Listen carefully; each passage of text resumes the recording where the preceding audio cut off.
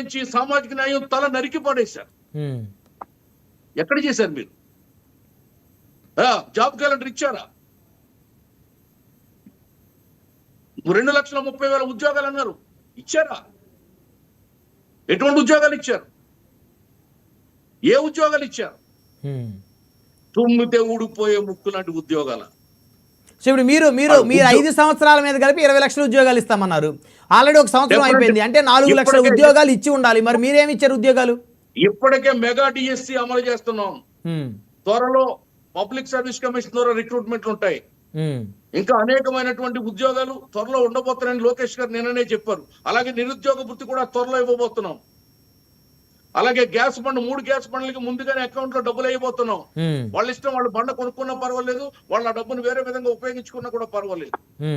అలాగే RTC bus free bus August 15 launch చేయబోతున్నాం. అన్న క్యాంటీన్లు తెరిచాం. 240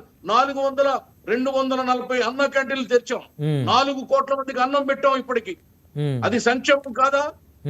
అది పేదవాడికి భోజనం పెట్టేది సంక్షేమం అనరా దాన్ని? ఒక్క విజయవాడలోనే రోజుకి వేలాది మంది భోజనం చేస్తున్నారు. ఇప్పుడు ప్రతి మండల హెడ్ క్వార్టర్ లో అన్న క్యాంటీన్ తెరవబోతున్నాం. 27,000 కిలోమీటర్ల రోడ్లు బాగు చేశాం. 27,000 కిలోమీటర్ల రోడ్లు బాగు చేశాం. మీరు చేశారా? రోడ్లు ఏమన్నా చేశారా? రోడ్ల మీద ఏమన్నా ఒక పార కంకరేశారా? ఒక కేజీ తారు పూసారా? అంటే మీరు బాగు చేసామంటే ఎట్లా సార్? కొత్త రోడ్లు, ఆల్రెడీ ఉన్న రోడ్లు, గుంతలు పడిపోయిన రోడ్లు మరమ్మతులు చేశారు. అంతే, రోడ్లు లేవండి, గుంతలే ఉన్నాయి. గుంతలెక్కడి గుమ్మ, ఉయ్యాల జంపాలా. 7 నెలలు కూడా నిన్న గర్భిణి ఆటో ఎక్కి వెళ్తుంటే ఆ గుంతల్లో పడి కొన్ని ఇన్సిడెంట్స్ జరిగాయి. కాల్పులైపోయినటువంటి సంఘటనలు కోకొల్లో ఉన్నాయి. ఏ హామీ నిలబెట్టుకున్నారు వీళ్ళు? అంగన్వాడీలకి తెలంగాణ కంటే 1000 రూపాయలు అధికంగా పెంచుతామని చెప్పారు. ఆశా వర్గకి పెంచుతామని చెప్పారు. ఎవరికి పెంచారు? జీతాలు పెంచారా? ప్రభుత్వ ఉద్యోగులు ఇల్లు కట్టిస్తామని చెప్పారు, ఇచ్చారా? 25 లక్షల ఇల్లు కట్టిస్తామని చెప్పారు పేదలకి. ఏమిచ్చారు? ఎన్ని కట్టించారు? ఎన్ని ఇల్లు కట్టించారు? పాక్షికంగా ఆయన ఇచ్చిన హామీలు కొన్ని అమలైతే కొన్ని అమలే కాలేదు. దాదాపు 85% జగన్మోహన్ రెడ్డి మేనిఫెస్టో, ఎన్నికల హామీలు, పాదయాత్ర హామీలు ఫెయిల్ అయినాయి. కేవలం 15% మాత్రం అమలు చేశారు. మా దగ్గర ఫుల్ డీటెయిల్స్ ఉన్నాయి. ఈ డిబేట్ లో వాటి గురించి ప్రస్తావించడానికి టైం సరిపోదు. పేపర్ పూర్వకంగా ఇవ్వమంటే మీకు ఇస్తాను ఇప్పుడు డీటెయిల్స్ అన్ని కూడా.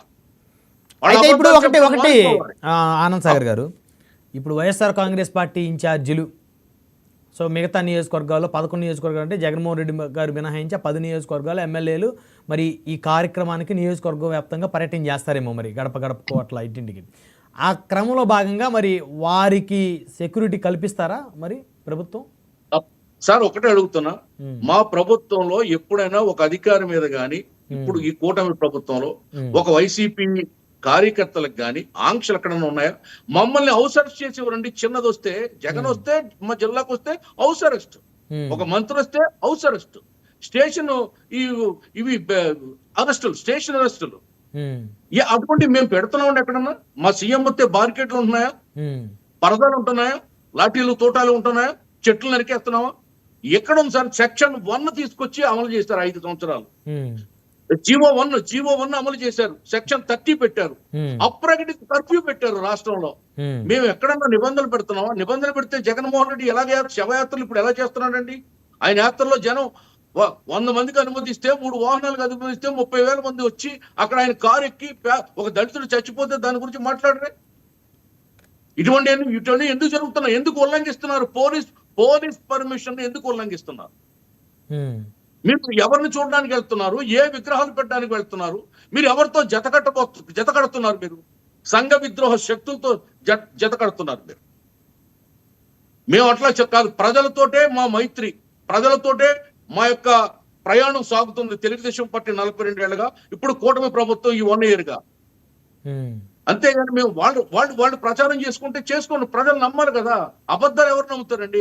అబద్ధాల పునాదుల మీద, హత్యల పునాదుల మీద, శవ రాజకీయాల మీద ఆధారపడినటువంటి పార్టీ వైసీపీ పార్టీ. మేము పేదవాడికి పట్టెడన్నం పెట్టాలి, గుప్పుడు మెతుకులు పెట్టాలి, పేదవాడికి ఒక గూడు ఉండాలి, ఒక గుడ్డ ఉండాలి అనే ఒక సత్సంకల్పంతో అన్న నందమూరి తారక రామారావు గారు ప్రారంభించినటువంటి తెలుగుదేశం పార్టీ పేదవాడి గుండెల్లో ప్రభవించిన పార్టీ. సమాజమే దేవాలయం, ప్రజలే దేవుళ్ళని చాటి చెప్పిన పార్టీ తెలుగుదేశం పార్టీ. ఓకే, మాకు అధికారం పరమావధి కాదు. 4 సార్లు ఓడిపోయాం, 6 సార్లు నెగ్గాం, అవును, ఇంకా నెగ్గుతూనే ఉంటాం. ఓకే. ఈ పార్టీ అలా కొనసాగుతూనే ఉంటుంది. ఆ పార్టీ మకల